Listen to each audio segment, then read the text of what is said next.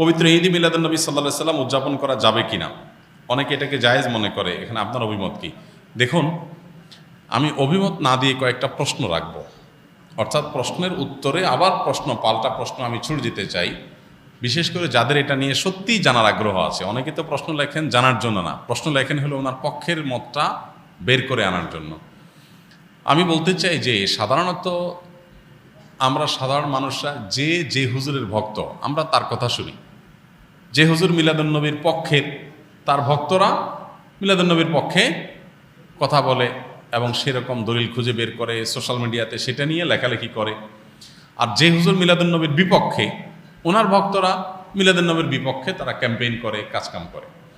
আমার কথা হলো যে আপনি হুজুরদের পক্ষ বিপক্ষ না নিয়ে কয়েকটা প্রশ্নের উত্তর খোঁজার জন্য আপনি নিরপেক্ষভাবে চেষ্টা করেন। আপনি নিজে একটু সচেতনভাবে, সতর্কভাবে, অনুসন্ধানের দৃষ্টি নিয়ে এই প্রশ্নগুলোর উত্তর খোঁজার চেষ্টা করেন। আপনি শুধু উত্তর খোঁজার যদি সিরিয়াস চেষ্টা শুরু করে দেন এবং নিরপেক্ষভাবে চেষ্টা করেন, আমার বিশ্বাস যে আপনাকে আল্লাহ তাআলা হেদায়েত এবং সঠিক পথ যেটাই সেটা আল্লাহ তাআলা আপনাকে দেখিয়ে দিবেন। শর্ত হলো আপনি আগে গিয়ারটা নিউট্রালে এনে তারপরে খুঁজতে হবে। আমরা যারা গাড়ি চালাতে জানি তারা জানি যে গিয়ার, আপনার ম্যানুয়াল গিয়ার সাধারণত গাড়ি, এটা আপনার নিউট্রালে থাকার পর স্টার্ট দিলে গাড়ি স্টার্ট হবে। গিয়ার একটা দিয়ে রেখে দিয়েছেন আগে, এরপর আপনি স্টার্ট দিচ্ছেন, তাহলে গাড়ি কি হবে না? স্টার্ট হবে না, গাড়ি দৌড় দিবে, লাফ দিবে, সেটা সঠিকভাবে সার্ভিস দিবে না। এখন আপনি নিজে আগে মিলাদুন্নবীর পক্ষের অথবা বিপক্ষের একটা গ্রুপের থেকে এরপরে বলতেছেন হ্যাঁ এই ব্যাপারে আপনি কি বলেন, কোরআন হাদিসে কি আছে, আপনি জানার চেষ্টা করছেন। এইভাবে আপনি আসলে সত্য জানতে পারবেন না। সত্য জানতে হলে আপনাকে নিউট্রালে থাকতে হবে, যে ঠিক আছে আমি এটা নিয়ে অনুসন্ধান চালাই, পড়াশোনা করি, স্টাডি করি এবং আমার স্টাডির পর নিরপেক্ষভাবে সত্যিটা জানার জন্য আমি চেষ্টা করি। আল্লাহ তাআলার কাছে দোয়া করি আল্লাহ যেন আমাকে হেদায়েত করেন, গাইড করেন, তাহলে আপনি ইনশাআল্লাহ সঠিক পথ পাবেন। এবার আসেন প্রশ্নগুলো কি কি। এক নম্বর প্রশ্ন হলো, নবী করিম সাল্লাল্লাহু আলাইহি সাল্লামের যেদিন জন্ম হয়েছে, মিলাদুন্নবী মানে হলো নবী সাল্লাল্লাহু আলাইহি সাল্লামের জন্ম, এটাকে কেন্দ্র করে উদযাপন, আনন্দ ইত্যাদি।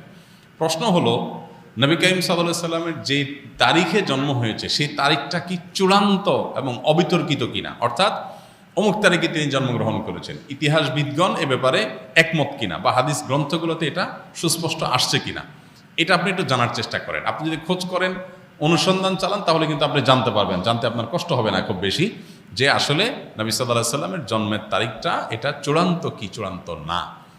আপনি যদি অনুসন্ধান করেন, আপনি দেখতে পাবেন যে নবী সাল্লাল্লাহু আলাইহি সাল্লামের জন্মের এক্সাক্ট তারিখ নিয়ে ইতিহাসবিদদের মধ্যে নানা রকমের মত আছে। তাহলে কিভাবে আপনি চূড়ান্তভাবে একটা দিনকেই নিশ্চিত করে ধরে সেদিনকে আপনি উদযাপনে যেতে পারেন? নাম্বার এক, আপনি খোঁজার চেষ্টা করেন যে ওনার জন্মের তারিখটা এটা কি সুনির্ধারিত, অবিতর্কিত, নাকি এটা নিয়ে নানা মত আছে। আপনি একটু পড়াশোনা করার চেষ্টা করেন। নাম্বার দুই, নবী করিম সাল্লাল্লাহু আলাইহি সাল্লামের জন্মের তারিখটাকে তিনি নিজে উদযাপন করেছেন কিনা প্রতি বছর, এটা আপনি একটু জানার চেষ্টা করেন।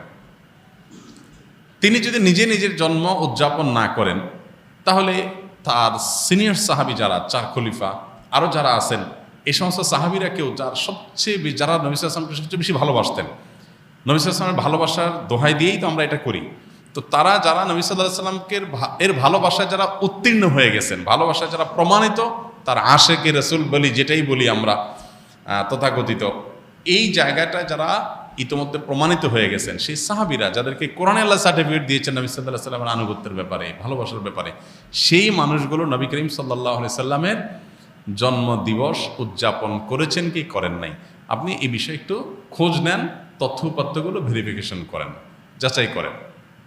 তৃতীয়ত হলো যে জন্মদিবস উদযাপনের এই কালচার কোত্থেকে আসছে, আপনি এটাও জানার চেষ্টা করেন।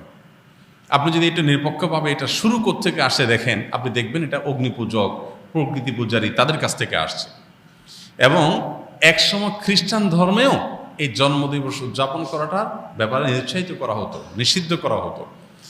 পরবর্তীতে তারা নিজেরা আবার ওই প্যাগানদের দ্বারায়, প্রকৃতি পূজারীদের দ্বারা প্রভাবিত হয়ে তারাও তাদের নবীর জন্মদিবস উদযাপন শুরু করেছে। আমাদের নবী সাল্লাল্লাহু আলাইহি ওয়াসাল্লাম বলেছেন, লা তুতরুনি কামা আতরাতিন নাসারা ইবনে মারইয়াম, তোমরা আমাকে নিয়ে বাড়াবাড়ি করিও না যেভাবে খ্রিস্টানরা ঈসা আলাইহিস সালামকে নিয়ে বাড়াবাড়ি করেছে। অতএব নবী করিম সাল্লাল্লাহু আলাইহি ওয়াসাল্লামের মিলাদুন্নবী পালন করবেন কি করবেন না, উদযাপন করবেন কি করবেন না, সেই প্রশ্নের উত্তর আপনি পেয়ে যাবেন যদি আমার এই তিনটা প্রশ্নের উত্তর আপনি নিজে অনুসন্ধান করে জানার চেষ্টা করেন। আল্লাহ আমাকে আপনাকে আমাদের সবাইকে হেদায়েত এবং সত্যিকারের যে সঠিক পথ সেটা আল্লাহ তাআলা আমাদের সবাইকে আল্লাহ তাআলা দান করুন। ঈদ মিলাদুন নবী ও সিরাতুন নবীর মধ্যে পার্থক্য কী? মিলাদুন নবী মানে হলো নবী সাল্লাল্লাহু আলাইহি সাল্লামের জন্ম, আর সিরাতুন নবী মানে হলো নবী করিম সাল্লাল্লাহু আলাইহি সাল্লামের জীবনচরিত। তো সিরাতুন নবীর মধ্যে নবী সাল্লাল্লাহু আলাইহি সাল্লামের জন্ম, মৃত্যু, শৈশব, বেড়ে ওঠা, আল্লাহর আদেশে নিজের জীবনের সব বিষয়গুলো এর মধ্যে আছে। সিরাতুন নবী মানে জীবন ইতিহাসের মধ্যে সবই আছে। আর মিলাদুন নবী হলো সিরাতের অর্থাৎ নবী সাল্লাল্লাহু আলাইহি সাল্লামের পুরো জীবনের একটা অংশ। এটা হলো একটা পার্থক্য। আর একটা বিষয় হলো যে মিলাদুন নবী এটা আসলে উদযাপন বা অনুসরণ করার বিষয় না। নবী সাল্লাল্লাহু আলাইহি সাল্লামের জন্মকে আমরা চাইলে অনুসরণ করতে পারবো না, যে উনি যেভাবে জন্ম হয়েছেন, যে তারিখে হয়েছেন ওই তারিখে আমি হব, এরকম কোনো অপশন নাই তো। কিন্তু সিরাতুন নবী যেটা, এটা কি করা যায়? অনুসরণ করা যায়। নবী সাল্লাল্লাহু আলাইহি সাল্লামের জীবন চরিত্র দেখে দেখে সেই অনুযায়ী আমি আমার জীবনকে গঠন করলাম। তো এটা হলো মূলত আমাদের জন্য গুরুত্বপূর্ণ। আমাদেরকে নবী সাল্লাল্লাহু আলাইহি সাল্লামকে আল্লাহ দিয়েছেন তাকে অনুসরণ করার জন্য। তাকে অনুসরণ করার নামগন্ধ নাই, কিন্তু তার মহব্বতের দাবি করে আমি যাচ্ছে তা করে বেড়ালাম, তো এটা আসলে ইসলাম হতে পারে না। অতএব আমাদেরকে নবী করিম সাল্লাল্লাহু আলাইহি ওয়াসাল্লাম অনুসরণ করার চেষ্টা করতে হবে। ডিপ্রেশন, দুশ্চিন্তা থেকে মুক্তির উপায় কি? ডিপ্রেশন এবং দুশ্চিন্তা এখন ঘরে ঘরে। যত বেশি সম্পদ, যত বেশি মানুষের দিনকাল ভালো, তত বেশি মানুষের মধ্যে দুশ্চিন্তা, ডিপ্রেশন বেশি। তো এই দুশ্চিন্তা এবং ডিপ্রেশন এটা থেকে মুক্তি লাভের জন্য আমাদের যে কাজগুলো করতে হবে তার ভিতরে 1 নম্বর হলো 5 ওয়াক্ত নামাজ যথাযথভাবে সুন্দরভাবে আদায় করতে হবে, খুব লম্বা সময় নিয়ে ধীরে ধীরে। দ্বিতীয়ত, আপনি বেশি বেশি করে কোরআনে কারিমের অর্থ সহকারে তেলাওয়াত করবেন। এটি দুশ্চিন্তা থেকে মুক্তি লাভের জন্য অন্যতম কারণ। বিশেষ করে সূরা ইউসুফ সম্পর্কে অনেক উলামায়ে বলেছেন, এটা অর্থ সহকারে বুঝে পড়লে, মহব্বতের সাথে পড়লে, তাজউইদের সাথে সুন্দরভাবে পড়লে ইনশাআল্লাহ দুশ্চিন্তা থেকে মানুষ বাঁচতে পারে। তৃতীয়ত, দুরুদের আমল। এ সম্পর্কে হাদিসে পরিষ্কারভাবে আমাদেরকে নবী সাল্লাল্লাহু আলাইহি সাল্লাম নির্দেশনা দিয়েছেন যে নিয়মিত যদি কেউ দুরুদ পড়ে, সবসময় দুরুদ পড়ে, তো আল্লাহ তাআলা তাকে দুশ্চিন্তা মুক্ত করেন। আরেকটা হলো ইস্তেগফার যদি কেউ নিয়মিত পড়েন, তাকেও আল্লাহ তাআলা দুশ্চিন্তা থেকে হেফাজত রাখেন। আর এছাড়া দুশ্চিন্তা থেকে মুক্তি লাভের জন্য একটা বিশেষ দোয়া আছে, নবী সাল্লাল্লাহু আলাইহি সাল্লাম পড়তেন, আল্লাহুম্মা ইন্নী আউযু বিকা মিনাল হাম্মি ওয়াল হাযান ওয়া আউযু বিকা মিনাল আজজি ওয়াল কাসাল ওয়া আউযু বিকা মিনাল বুখলি ওয়াল জুবন ওয়া আউযু বিকা মিন গালাবাতিদ দাইনি ওয়া কাহরির রিজাল। এই দোয়ার প্রথম অংশ যেটা, আল্লাহুম্মা ইন্নী আউযু বিকা মিনাল হাম্মি ওয়াল হাযান, আল্লাহ আপনার কাছ থেকে দুশ্চিন্তা, পেরেশানি, ডিপ্রেশন থেকে আমি পানা চাই। এই দোয়া বিশেষ করে পাঠ করবেন। আর এমনিতে নবী সাল্লাল্লাহু আলাইহি সাল্লামের নিয়ম ছিল, কানাইজা হাযাবাহু আমরুন ফাজা ইলাস সালাহ, কোনো বিষয় যখন তিনি পেরেশানিতে পড়তেন নামাজে চলে যেতেন, 2 রাকাত নামাজ পড়তেন।